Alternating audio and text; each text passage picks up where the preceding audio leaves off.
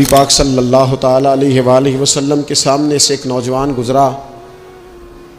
تو کچھ لوگوں نے کہا یا رسول اللہ صلی اللہ تعالیٰ علیہ وسلم یہ مال کمانے کے لیے جا رہا ہے، کاش یہ اللہ کے راستے میں جہاد کے لیے سفر کرتا۔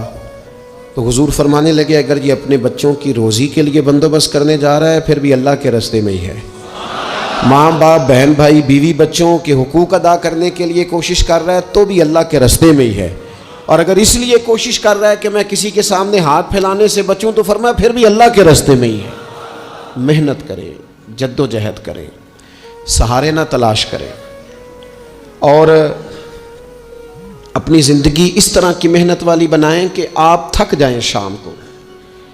ایک لمبی تعداد ہے لوگوں کی جو کام نہیں کرتی، کوشش نہیں کرتی، تگ و دو نہیں کرتی۔ کوئی بھی آپ کسی شعبے سے بھی وابستہ ہیں، بجائے اس کے کہ دوسرے شعبے کو ٹھیک کرنے کی کوشش کی جائے، ہم جس شعبے